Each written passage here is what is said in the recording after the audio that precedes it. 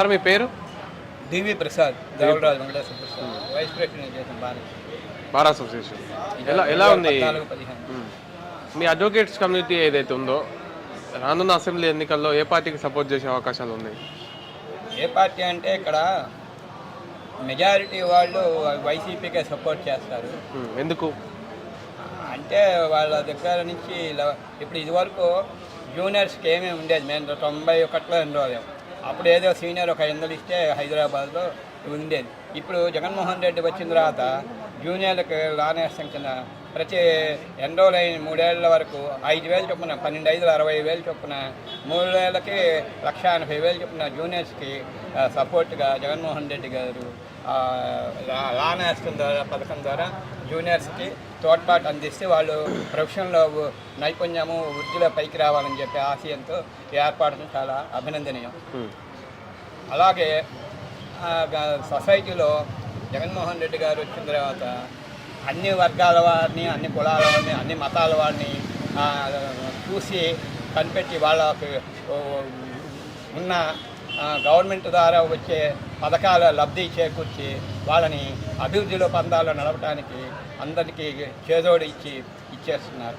అది చాలా అభినందన. ముఖ్యంగా యువతకు, విద్యార్థులకు అమ్మఒడిని 10th క్లాస్లోకి వాళ్ళకి, అలానే పాలిటెక్నికల్, ఇంజనీరింగ్, మిగతా చదివే వాళ్ళకి, టెక్నికల్ కోర్సులు చదివే వాళ్ళకి పూర్తిగా ఫీజు రియంబర్స్మెంట్ ఇవ్వటం అనేది దేశం మొత్తం మీద ఆంధ్ర తప్పలో ఎక్కడ ఇవ్వటం. అది మంచి శుభపరిమాణం. అలానే మధ్య 45 ఏళ్ల నుంచి 60 ఏళ్లలోపు మధ్యతరగతి వాళ్ళకి, మహిళలకి, అటాను వృద్ధులకి, ఏ ఆసరా లేని వాళ్ళకి నెలకి 30,000 చొప్పున ఇవ్వటం, ఆడవాళ్ళకి స్వయం ఉపాధి కింద వాళ్ళు ఏదైనా వ్యాపారాలు చేసుకుంటే పెట్టుబడి కింద వాళ్ళకి ఇవ్వటం చాలా అది శుభపరిమాణం. అలా కొన్ని మంచి పథకాలు ఉన్నాయి. అలానే సొసైటీలో ఒక్క చంద్రబాబు నాయుడు బ్యాచ్ అనుకో తప్ప మిగతా వాళ్ళందరూ సొసైటీలో అన్ని వర్గాల వాళ్ళు ప్రభుత్వానికి ఇచ్చేస్తున్నారు, మద్దతు ఇస్తున్నారు. 110, 120 మధ్య స్థానాల మధ్య ఎలక్షన్ జూన్ 4వ తారీఖు కల్లా తెలిసిపోతుంది. వచ్చేది అధికారం ఇదే.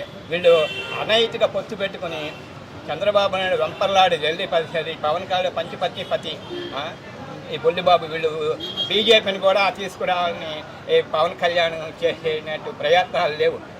నెలకు 2 సార్లు ఢిల్లీ పోయి నరేంద్ర మోడీ కాళ్ళ మీద పడి అది పొత్తులోకి బీజేపీని కూడా తీసుకొచ్చారు. వీళ్ళు ఆంధ్రాలో కాంగ్రెస్ పాడ మీద ఉన్న శవం వల్లే ఉంది. దానికి ఇప్పుడు ఈ షర్మిల గారికి పదవి ఇచ్చేసరికి అది బాగా ఇదని చెప్పేసి వీళ్ళ వలలో పడి, చంద్రబాబు నాయుడు వలలో పడి పార్టీ సొంత కుటుంబం నిన్న కడపలో పులివెందులో చెప్పినట్టు జగన్మోహన్ రెడ్డి గారు వీళ్ళందరూ ఏకమై ఇచ్చేసినా కూడా సింహం ఒకటే వస్తుంది, ఆ టైం పంజాబ్ పెట్టి కొడుతుంది. అట్లానే ఎలక్షన్స్లో కూడా ఆంధ్రాలో జరిగే ఎలక్షన్స్లో వచ్చేది కీలకం. 110, 120 స్థానాల మధ్య వస్తాయి. అమరావతి కూడా పెద్ద గ్యాంబ్లింగ్. 50 దేశ రాజధాని 1000 ఎకరాలు, ఇప్పుడు వీళ్ళు 56,000 ఎకరాలు 36,000 ఎకరాలు చేసి అయిన వాళ్ళ పత్తిపాటి కుల్లారావు, నక్క ఆనందబాబు, చంద్రబాబు, నారా లోకేష్, అలానే దమ్మాలపాటి శ్రీనివాస్ అడ్వకేట్ జనరల్ కూతురు, Nuthalapati Venkataramana chief justice of India చేసిన వాళ్ళ కూతురు ఈ హైకోర్టు జడ్జెస్కి తలా 600 గజాలు ఇచ్చి 50,000 ఎకరాలు 36,000 అవసరమా దేశ రాజధాని? అదేమిటిను 3 రాజధానులు కూడా జగన్మోహన్ రెడ్డి చేయటం చాలా సమంజసం.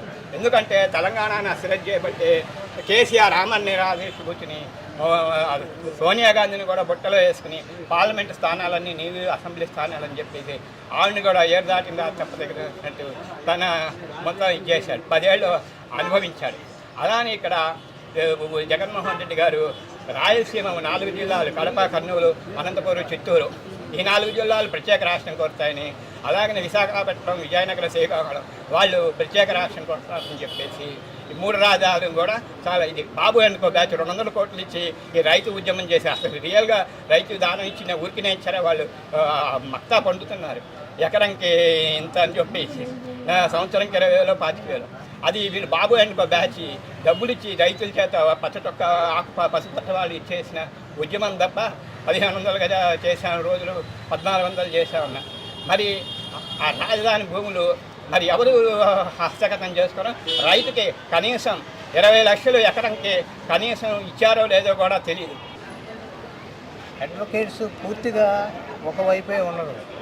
రకరకాలైన వాళ్ళ పొలిటికల్ పార్టీస్ వాళ్ళ పార్టీల్లో వాళ్ళు చేసుకుంటారు. ఎక్కువగా మాత్రం మా legal cell YSRCP legal cell మా వాళ్ళు ఎక్కువగా ఇక్కడ విజయవాడలో ఎక్కువ సంఖ్య ఉన్నారు. జగన్మోహన్ రెడ్డి గారు మీ అడ్వకేట్స్కి ఏమైనా చేస్తుర్రా మరి? అడ్వకేట్ కమ్యూనిటీకి లా నేస్తం అని చెప్పేసి లా నేస్తం అనేది ఒక మంచి స్కీమ్ ఒకటి ప్రవేశపెట్టారు. ఆ స్కీమ్ వలన జూనియర్ అడ్వకేట్స్ మరి ముఖ్యంగా చాలా ఉపయోగం అది.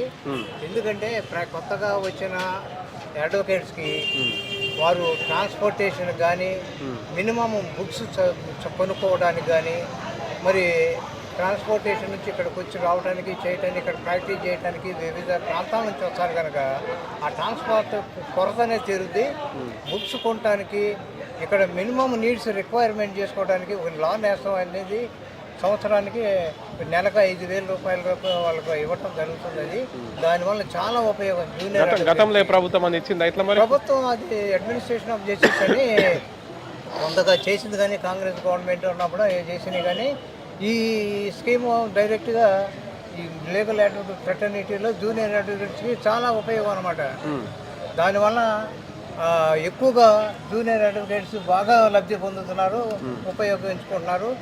దీనిలో ప్రాక్టీస్లో పైకి రావడానికి మంచి అనేక రకాలుగా పైకి రావడానికి, తర్వాత ఒక టెస్టులు రాసుకోవడానికి, ఈ జ్యుడిషియల్లో ఉన్న టెస్టులు రాసుకోవడానికి చాలా ఉపయోగపడుతుంది. అందుకనే ఎక్కువ కూడా ఆయన జూనియర్ అడ్వకేట్స్కి స్పందించి చేయటం చాలా మంచి స్కీమ్. ఇది చాలా ఉపయోగపడుతుంది. జూనియర్ అడ్వకేట్స్ కూడా చాలా ఉపయోగించుకొని ఫర్దర్గా వీళ్ళు లా నేస్తం ఉపయోగించుకోవటం వలన ఈ దీనిలో జ్యుడిషియరీలో ఉన్న ఏపీపీలు కానీ, జూనియర్ జడ్జెస్ కానీ ఎక్కువ మంది సెలెక్ట్ అవ్వడానికి చాలా ఉపయోగపడుతుంది. ఇప్పుడు సరే, మీరు అడ్వకేట్ అనే విషయాన్ని పక్కకు పెడితే సామాన్య ప్రజలకు జగన్మోహన్ రెడ్డి ప్రభుత్వంలో న్యాయం జరుగుతుందా?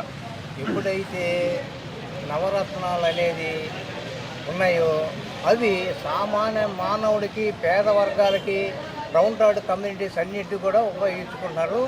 డైరెక్ట్గా వాళ్ళ ఇంటికి చేరుతున్నాయి. అదిను ఈ పెన్షన్ స్కీమ్ అనేది మాత్రం చాలా పేద వర్గాలకి, మరి ముసలి వాళ్ళకి, మరి పేద నిమ్న జాతుల్లో ఉన్న ప్రతి ఒక్కరు కూడా ఇప్పుడు చాలా అవసరపడేవాళ్ళు. ఇదివరకు అదే బాధ లేకుండా డైరెక్ట్గా డోర్ డెలివరీ అయిపోయి వాళ్ళకి ప్రతి ఇంటికి ఫస్ట్నే వచ్చేసి వాళ్ళు అందుకొని చాలా సంతోషంతో అందుకొని వాళ్ళ సమస్యలు, ఆర్థిక సమస్యల నుంచి బయటపడి వాళ్ళు సామాన్య జీవితం గడపడానికి చాలా సంతోషంగా ఉన్నారు. వాళ్ళందరూ కూడా వాళ్ళని ఈ ప్రభుత్వాన్ని, జగన్ గారి ప్రభుత్వాన్ని బాగా ఆశీర్వదిస్తున్నారు. Thank you sir.